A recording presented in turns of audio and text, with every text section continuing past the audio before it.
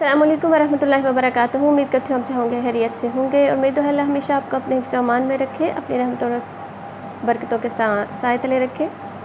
خواتین و حضرات، ایک دفعہ ایک چھوٹا لڑکا بھاگتا ہوا شیوانہ کے پاس آیا۔ شیوانہ اسلام سے قبل ایران کا ایک بہت بڑا مفکر تھا۔ اس نے آ کے شیوانہ سے کہا کہ میری ماں نے کاہن کے کہنے پر عظیم بت کے قدموں پر میری چھوٹی بہن کو قربان کرنے کا فیصلہ کر لیا ہے، تو آپ ایسے کریں کہ جا کے میری ماں کو سمجھائیں تاکہ وہ یہ ظلم نہ کریں۔ شیوانہ لڑکے کے ساتھ فوراً اس جگہ پہ پہنچا جہاں پہ وہ عورت اپنی بیٹی کو قربان کرنے والی تھی۔ جب وہ وہاں پہنچا تو اس نے دیکھا کہ عورت نے اپنی بیٹی کے ہاتھ پاؤں رسیوں میں باندھ دیے ہیں اور ایک چھرا لے کے پاس ہی کھڑی ہے اور اس کو قتل کرنے والی ہے، جبکہ ارد گرد بہت سے لوگ کھڑے ہیں اور وہ صرف یہ تماشا دیکھنے کے لیے وہاں پہ آئے ہوئے ہیں۔ اور پاس ہی وہ کاہن بھی بیٹھا ہوا ہے پتھر پر اور بڑے فخر سے مسکرا رہا ہے کہ اس کے کہنے پر وہ عورت یہ ظلم کرنے جا رہی ہے، اور وہ بڑے فخر سے وہ اس عورت کو دیکھ رہا ہے۔ خیر، شیوانہ اس عورت کے پاس گیا اور اس نے کہا کہ تم کیوں اپنی اس چھوٹی سی معصوم بچی کو ایک کاہن کے کہنے پر قربان کر رہی ہو؟ تمہیں ایسا کرنے کے لیے کس نے کہا ہے؟ تو اس نے کہا کہ اس کاہن نے کہا ہے کہ اگر تم اپنی چھوٹی بیٹی کو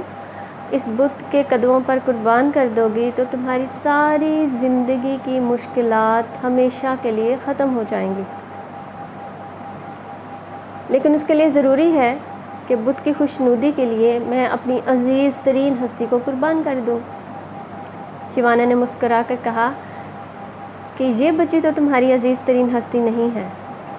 کیونکہ یہ بچی تو ابھی چھوٹی ہے، معصوم ہے۔ تمہاری جو ہستی سب سے زیادہ عزیز ہے وہ تو پتھر پر بیٹھا ہوا وہ کاہن ہے جس کے کہنے پر تم یہ حرکت کرنے جا رہی ہو، کیونکہ عزیز ترین تو وہ ہے،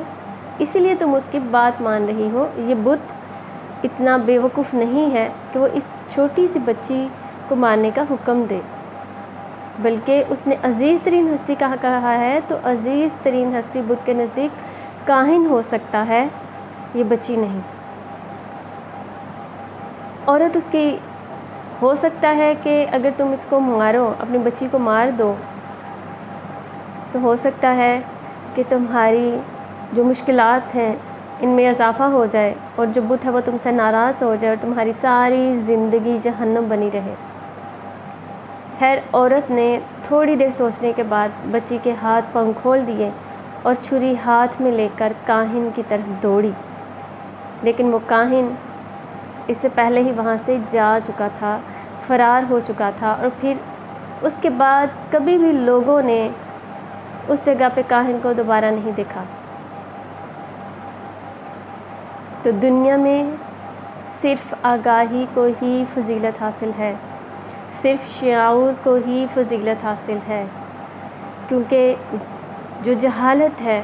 وہ واحد گناہ ہے، کیونکہ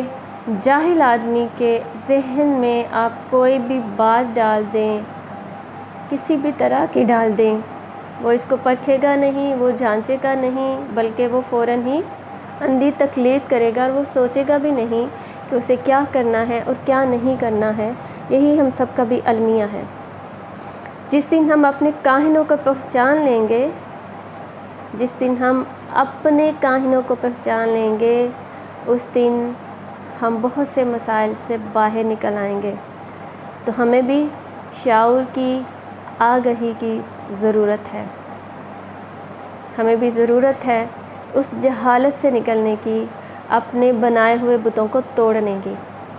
تو اس بات پہ ضرور غور کیجیے گا، اپنا رکھیے گا بہت سا خیال، ہمیں رکھیے گا دعاؤں میں یاد، خوش رہیے، مسکراتے رہیے۔